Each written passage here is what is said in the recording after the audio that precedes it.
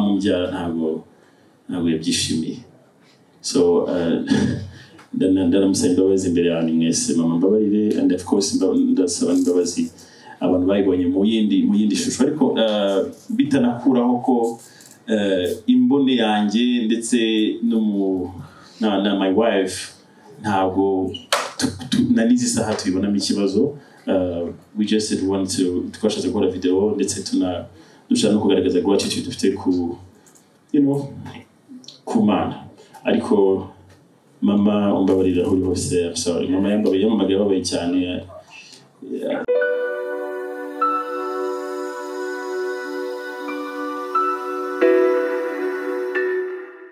kuri social media harashya bati wari ukwiye kugaragaza madamu kuriya dukwiye kumubona yitegura kwibaruka warabibonye ni ibintu wakiriye hanyuma kuri engine twumvisha ko Skol na The Ben bazadubonana engine uretse kuba hari amatike uzatanga wenda ku muntu waza kumwera kuri station za bitewe tunakoze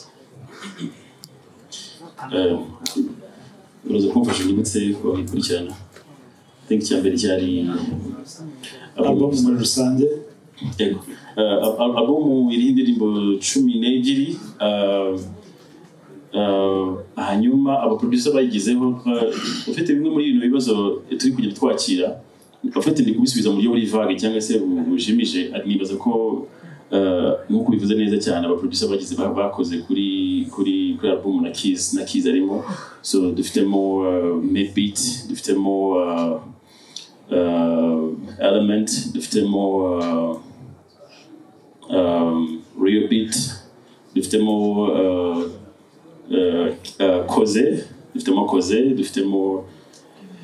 dufitemo amazu akomeye atandukanye akora imiziki yacu mu Rwanda ndumva naragerageje kwita ku banyarwanda cyane in terms y'aba producer hanyuma kuba twarise Plenty Love ni urakoze kuri icyo kibazo kuko ni so basically harimo ibintu byinshi so Plenty basically urugendo rwanjye rw'umuziki ngerageje kurushyira n'ahantu naruramburira ntabwo nibaza ko narurambura ngo rurangire but in terms of love urukundo rwabaye received ni ukuvuga ngo urukundo nakiriye kuva natangira urugendo rwa music ruri Plenty ku rwego nabasha kurusobanura ufite ruri rurenze urugero and no kuba narakoze indirimbo yitwa True Love then Plenty Love nafashe ijambo rya True Love rya love riri kuri True Love nishira kuri Plenty and then of course True Love ifite igisobanuro cyane kuri njyewe as a person n'indirimbo nakoranye na my wife and then of course ishiraho Plenty and then Plenty nshaka kubiririya na fan base n'urukundo abafana bakunda The Ben cyangwa se umuziki nyarwanda muri rusange so niyo mpamvu twahisemo kwita Plenty Love ndumva nsubije ku kibazo cyo kuri video ya True Love warubashije nacyo abantu bagira abantu bagira uburyo ki babonamo ibintu kuri twebwe ntabwo twabibonyemo ikibazo usibye kuno n'abantu simbaveba kuko nubwo twebwe ntacyo byabitwaye ariko na mama umbyara ntabwo yabyishimiye so ndanamusaba imbabazi imbere yanyu mwese mama mbabarire and of course ndasaba imbabazi abantu bayibonye mu yindi shusho ariko bitanakuraho ko imbone yanjye ndetse na my wife ntabwo nanizi saha tubibonamo ikibazo we just want to twashatse gukora video ndetse dushaka no kugaragaza gratitude dufite ku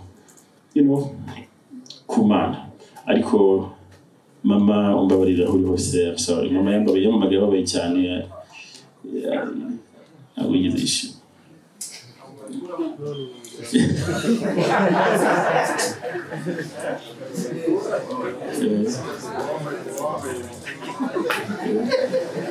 Yambaje ntabwo wayikuraho ntabwo so ndumva zisubije ibibazo byose jabe asigaye cyane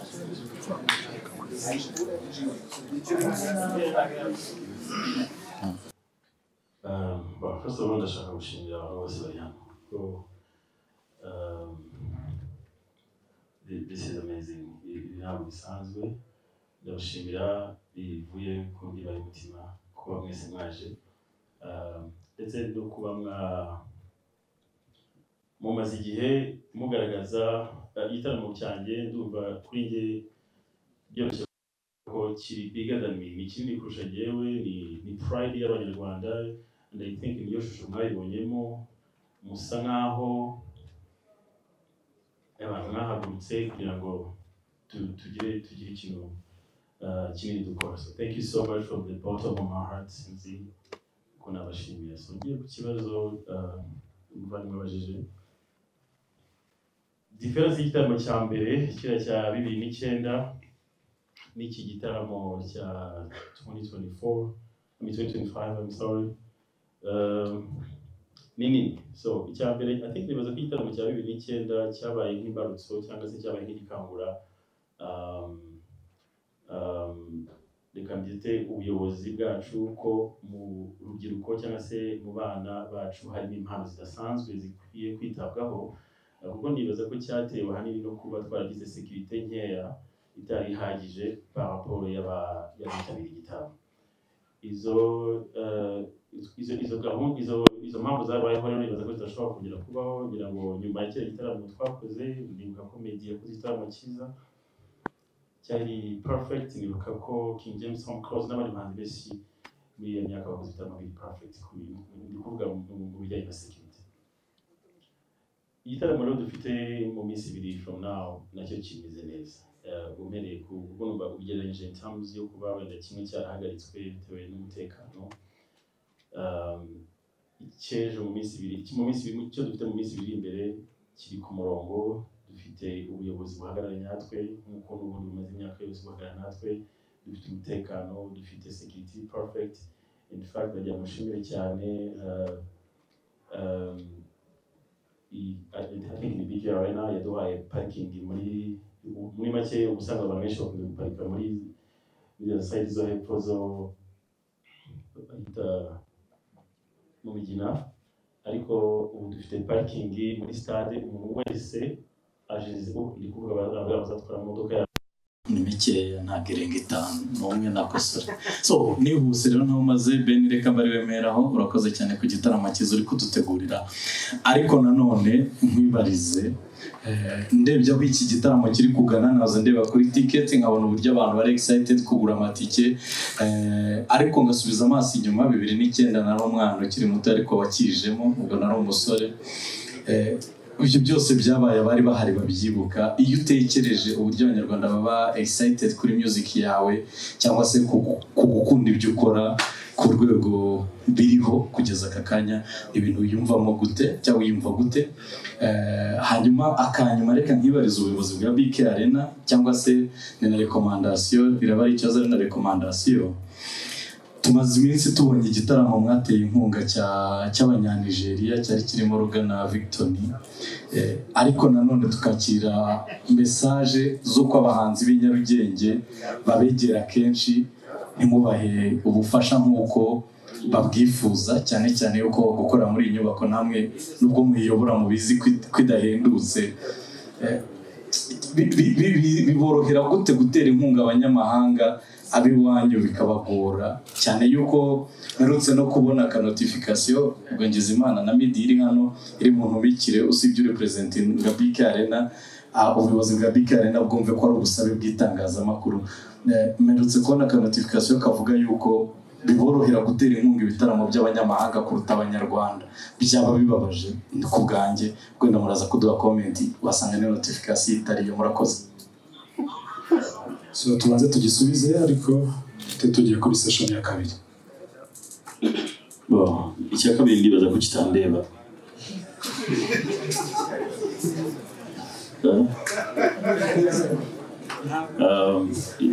Icya kabiri ntabwo kindeba ko ndi bugikora comment imwe. I think icyo gihe tugezemo cyo kugira ngo amasekta atandukanye dufite mu gihugu cyacu atangire yizerera abahanzi bacu. Dufite impano zidasanzwe ndetse dufite n'abantu badasanzwe baturi inyuma. ndumva ibindi wenda ababiki bari gusubireho kandi ndanabashimira by the way barifite ibyo bari kudufasha hirya no hino mu gutegura igitaramo. Ikibazo cya mbere yambajije kijyanye na bisa nk'urugendo ntabwo bijya binyorohera kusa nk'umenyera favor cyangwa se favor y'Imana ibiri ku bintu gerageza gukora. Ntabwo mbifata nk'ibintu namenyereye cyangwa se wenda kubera ko maze igihe runaka ngereho mvuge ni okay, this is you know birasanzwe. Ntabwo bisanzwe, ni ibintu mpora mfata nk'ibishyashya. Niyo ngenda wenda urugero ngiye mu muhanda nkaba n'umufana randomly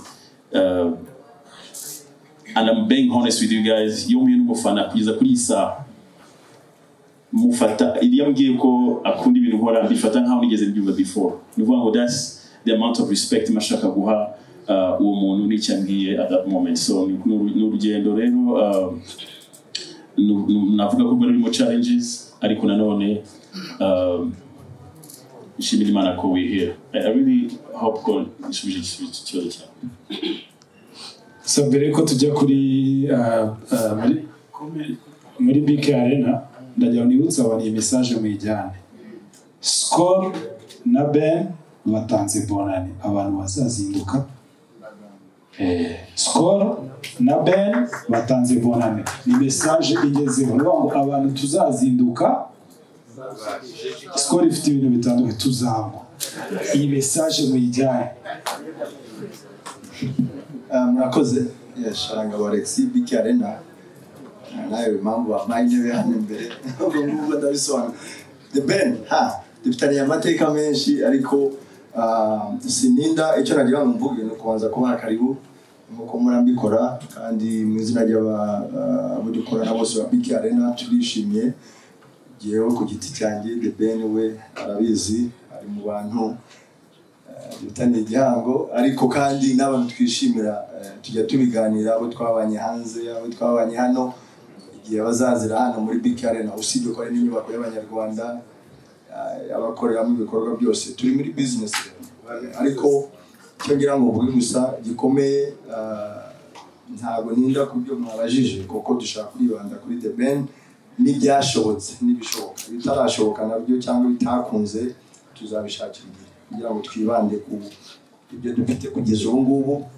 Ndavuga cyo wabajije cya BK Arena n'abahanzi gusa icyo nababwira ni uko dukunda abahanzi bacu abanyamahanga nabo kandi n'u Rwanda rwakira abanyamahanga turi muri music gusa n'abandi bose. Rero BK Arena turi muri business ariko tugerageza gukorana n'abantu bose gusa hari bishoboka n'ibidashoboka. Ubu rero nagira ngo twibande ku byashobotse ibindi tuzabiganiraho hanyuma kugira ngo tutajya muri negativity tugume umurongo mwiza kandi aho bari ni heza naho bageze iminsi ibiri tuyikoreshe neza twese hamwe abanyamakuru influencer n'abandi bose twese tugeze ku bantu bose inyubako yuzure ibindi bitashobotse bitarakunda bizaza hanyuma kuko si ubwo bwa nyuma mwavuze 2009 twatarabonana neza. Ubu nishimiye ko turi mu Rwanda muri BK Arena aho twabanje kubonana na hazi. Rero ibindi bizaza hanyuma tuzagenda tubikemura buhoro. Si The Ben gusa n'abandi bose ariko mumenye ko dukunda Abanyarwanda abahanzi b'Abanyarwanda benshi tumaze gukorana kandi tuzakomeza dukorana. Ni ibintu biba just a matter of time. Turi muri business amarangamutima rimwe na rimwe afata abantu ariko nta kindi tubikorera atari kuvuga ngo byakunze bitakunze tuzabishakira umuti. Rero nagejeje kubivuga buhoro ariko nshaka gusa ko twibanda kuri iki gikorwa tugiteze imbere natwe aho dushoboye turahafasha ibishoboka including today. Rero dukomereza aho kandi abari baramufasha turi kumwe. Ndumva ibindi tuzabireba hanyuma Imana ibahamugisha. Murakoze. Murakoze. Nitwa Kanyizo Jean de Dieu muri Arabiye. Ndashaka kubaza Ben ikibazo kimubaza ni nagira ngo utujyane mu gitaramo. Wavuze ko kuri line up ari surprise abahanzi bose mwakoranye cyangwa se abenshi bo mwakoranye bazagaragara muri iki gitaramo ariko twagira ngo tujyane mu buryo bw'imitegurire. Ese apart you kujya kuri stage ukaririmba ni biki umuntu waguze tike avuga ati nzayakorera igitaramo wamwizeza. Ikindi ni ku bafatanyabikorwa by'umwihariko ariko ndahera kuri BK Arena nanjye Alex hari ibyo yari amaze kuvuga ngo turebe ku byashobotse n'ibitarakunze, ariko hari nk'akantu gatoya nko kuba tumaze umwanya munini hano batubwira ngo abakameramani cyangwa se abantu bafite kamera ntibashobora kwinjira ngo kubera ko K9 yabuze. Nyiga ko ariko bikajyana n'izindi complaint tumaze iminsi abapromoters abategura ibitaramo bavuga bati BK Arena iratugora, BK Arena hari n'umerutse kumva avuga ngo batwishyuza fee hygienique icyatanu kandi igura 250. So ndagira ngo nka BK Arena nibyo mu bucuruzi muri abashoramari, ariko se iyo murebye iyi nyubako tuvuga ko ari y'Abanyarwanda, ariko tuvuga ngo Ben agiye kuzuza BK Arena mukanya yavuze ngo umuhanzi nategura igitaramo cye dushaka kumushyigikira kikamusiga ku rundi rwego, ariko noneho agiye kuyuzuza ariko asigare mu bihombo. Ererezo mako wenda we afite abafatanyabikorwa tunabashimira, wenda we nta ashobora kutagira icyo kibazo, ariko suppose undi muhanzi arajijuje Arena ariko asigaye mu bihombo. Niki murimo mukora kugira ngo mworohereza aba bahanzi bacu bakora ibintu ariko bagira ikintu bafata? Murakoze. Murakoze, nabibuze mureke twibande ku gitaramo ibisubizo bindi muri business tujya kujya muri detail ya buri tujya muri detail ya buri kantu ntitwabivamo bya kamera n'ibindi, hari protocol zikorwa ahantu hose, hari ibintu abantu basabwa bakurikiza kugira ngo bigende neza. Inyubako ifite standard iriho, ifite kwiyoborwa. Iyo rero abantu basabwe gukora ikintu uko bagikora mu nzira zo, ngira ngo ntawe uri hanze ubu niba uko mbyibaza ntawe uri hanze. Rero nicyo gikuru buriya uko protocol ziba zagenze is okay, za paderiza mwese muri ndani hano uko byagenze. Rero detail twazijya mu ya business, reka twibande ku cyatuzanye gikomeye, ibindi tuzabishakira umwanya tugire press conference ya BK Arena namwe noneho tubasobanurire neza. Murakoze. Ikindi kandi ikibazo kibaye lance, nibaza ko ikibazo kibaye lance gutya wenda shanga bashaka kutabagaragariza ko acyumvishije, ariko amushobora ko ari mugire ahakigeza, and you guys things will change. So reka saba akantu kamwe, turi bakuru hano turakuze, concert ni concert kandi nini, mwihangane gatoya, let us focus on the concert. BK Arena hari ibiba byayitanzweho, tuzayishakira bazadushakira umwanya kuko twe turi abanyamakuru, tuzabitabira ibyo bibazo dufite ni byinshi, ariko tuzabifokasingaho. Reka dufokasinge kuri concert, tuzataza no gutwara umwanya, kandi I know kabisa you're very important person, you're VIP, you guys, I know. So let us focus on the concert. N'ibibazo Ben ngira ngo ikibazo bakubajije kijyanye no kwinjiza abantu mu gitaramo nyirizina muri RPA wagisubiza, hanyuma nkajya kuri session nafashe, harimo Janvier, harimo uriya niwe Ivan, yes kuko niwe Ivan, abo babiri, and then tuse naho tujya mu kindi gice. Urakoze cyane. Igitaramo gifite ntabwo navuga ko umwihariko ari umwe, n'ibikinyarwanda cyo kuvuga imyihariko kibaho, gifite like waves zigiye zitandukanye kandi ziri special, ariko ngerageje kugira icyo mvuga. Ni igitaramo kidasanzwe mu buryo bumeze gutya, ni ukuvuga ngo harimo izo surprise performance turi kuvuga, ndetse ziprograme mu buryo budasanzwe. maze iminsi nayibona ko BK bikora cyane, aho abantu duhuza indirimbo na graphics bitewe na message ndibi bifite, so we are doing that ku yindi level. Ikindi kandi ndashimira cyane company ya Rwanda Events yemeje gutanga, no kuvuga ngo nimba bari basanzwe batangira ngo batanga lighting yabo igeze nko ku lighting nko ku matara 200, I think biyemeje kuduha amatara 800, so we're going to have a special arena izaba yaka mu buryo mutigeze mubonamo. And then in terms of performances, turimo kubazanira a fusion ya traditional ndetse ivanze na modern, like nous aussi dukora tubuze na tradition ku buryo bizaba biri very special hariya ubwo harimo ubwo nangiye kuvuga ibanga so hari nka performance nibaza ko ziri design mu buryo buri special Imana ifashe ntarenga ahangaha kugira ngo navuga ibyo nabahishiye ariko it's a special event nibaza ko ifite ama waves atandukanye kandi atari yakorwa muri events twagiye tugira ngo wana muri performance cyangwa se mu ma concert so ndumva mushoje mwishyura ndumva koze nitwa Janvier umunyamakuru wa Nyarwanda nshaka kwanza gushimira Ben imyaka amaze mu itangazamakuru Nyarwanda ngiye kubona concert yawe bwite akonye mu bitaramo by'abana yes ikibazo cya mbere ubajije ni cya album yes izaba ari available right after the concert nyuma y'igitaramo ijya kuri platform zitandukanye hanyuma zimwe mu ndirimbo ziri kuri album zamaze gusohoka ngira ngo habura mu ndirimbo enye gusa nazo ziri nyuma y'igitaramo ikibazo ubajije cya coach kenshi mwibwira ko cyangwa se abantu muri rusange twibwira ko ibintu byinshi tugomba kubigaragariza abantu kugira ngo tugaragaze ko things are going well ubucuti cyangwa se imibanire yanjye na coach Gael cyangwa se n'inzu ya 155 nyuma y'uko dukora iriya foto ibindi byasigaye mu buryo buri personal coach tuvugana on a daily basis he's actually a friend he's a brother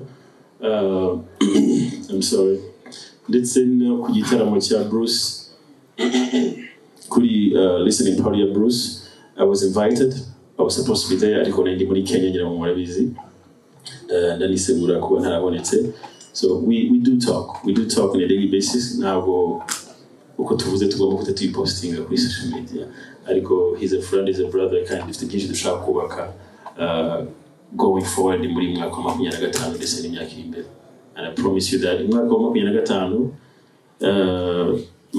2025 n'umwaka uzaba special ku muziki nyarwanda I promise you that kubatumira I think twabagejeje invitation and that we have to do a follow up kuri cyo murakoze nitwa Rurema ikibazo cya mbere ndakibaza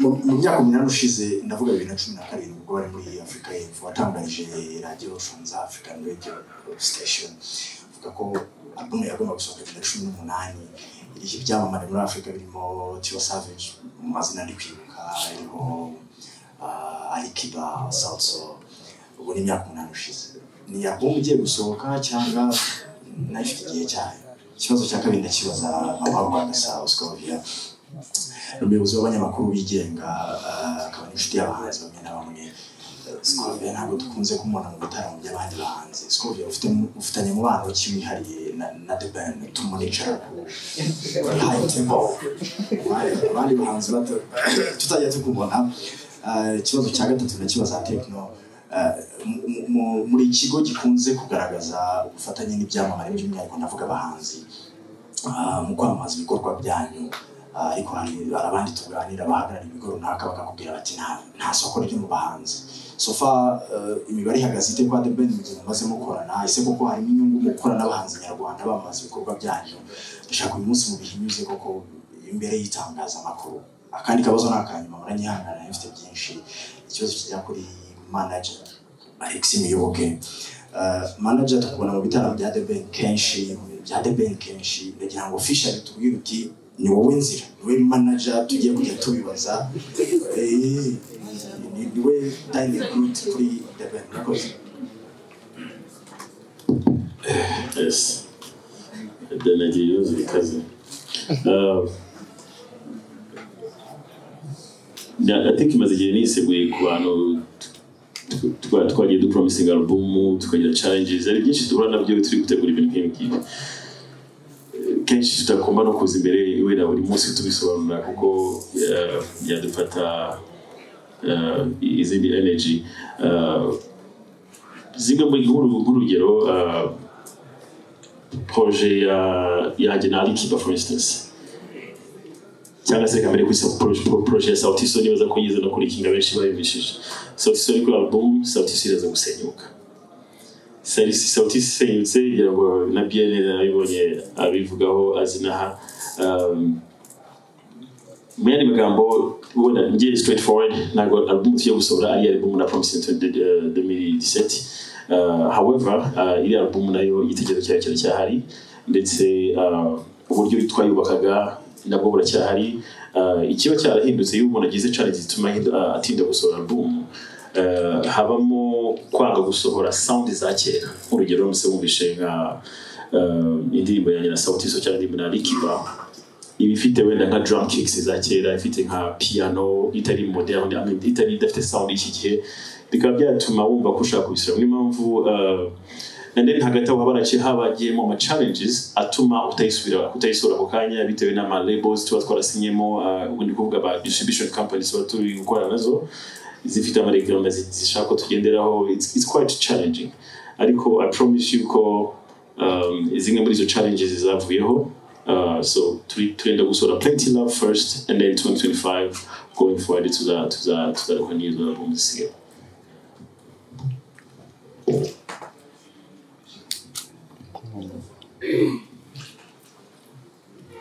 Arakoze icyambere nitwa Scovia Mutesi, ntabwo nitwa Mama Rwagasabo.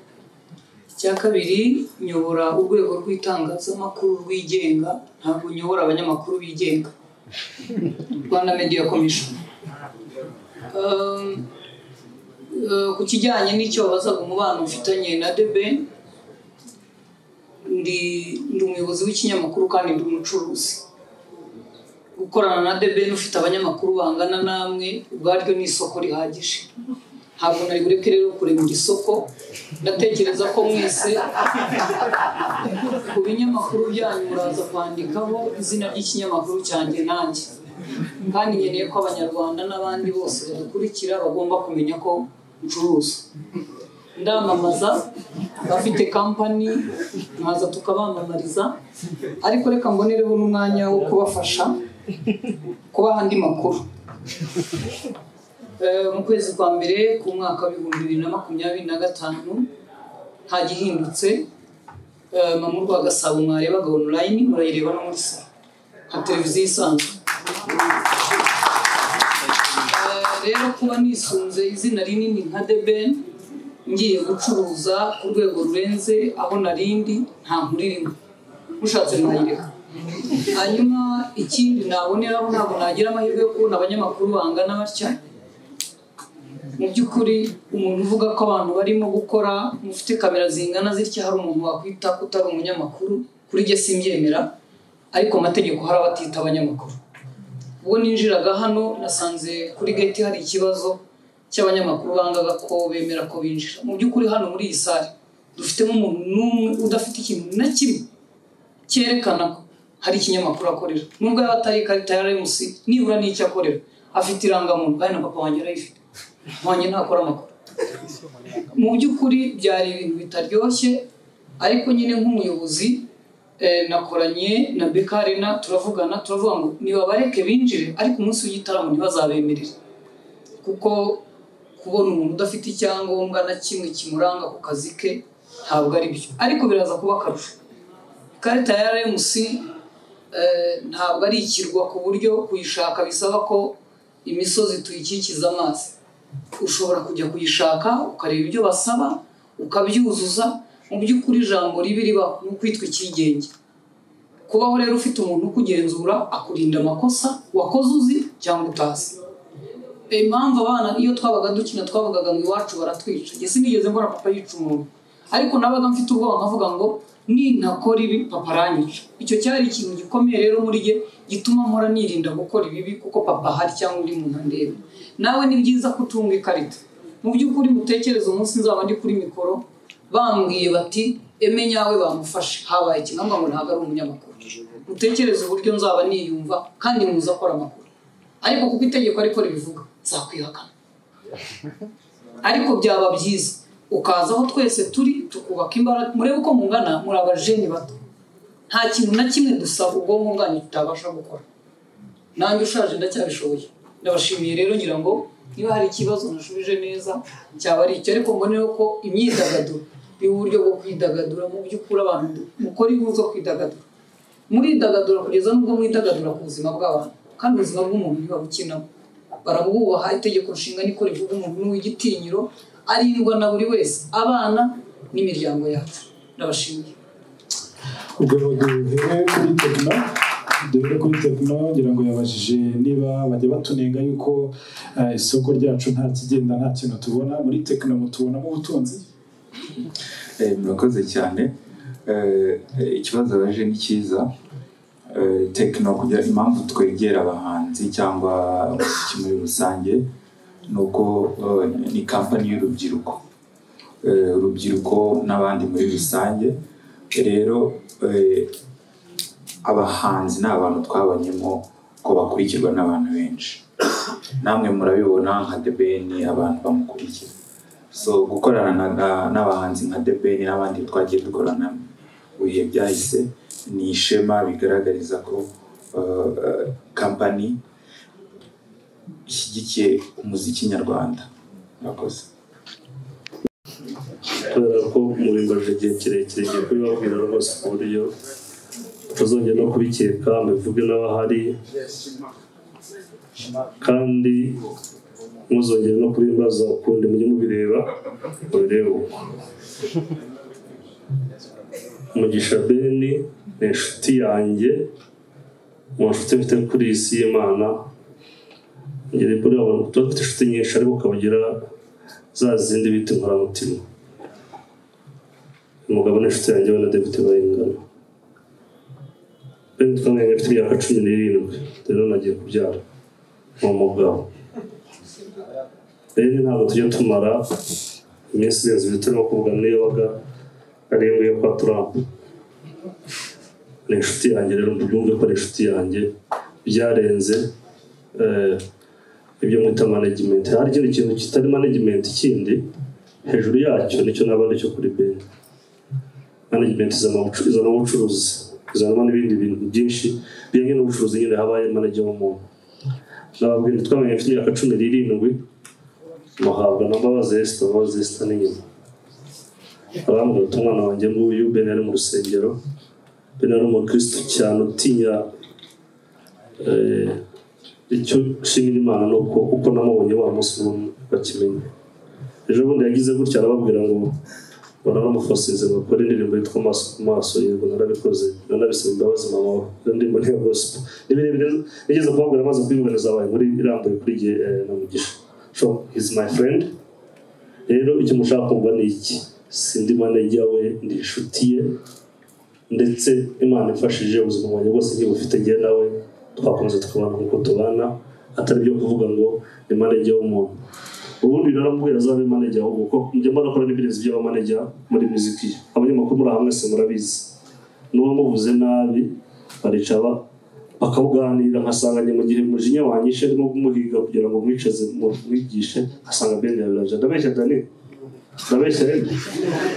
Uko niko kuri Ben ibintu byari bisobanurwa kandi akabisobanurira ku rwego rurenze. Oya rero urugero ntanze kubera ko nkadari baziranye abana ni batoya gihe Ben yagendaga ntabwo bari baziranye nabo, ariko ugasanga baraganira baravugana. So nicyo cyabyo ngo Ben ko birezo kwa management. So rero ntimugagire ikibazo mujye mwana ko inshuti. Nagiye Daniel Rose mu bitaramo byinshi, igitaramo cya social media no management murabizi nijye wagiteguye from day one.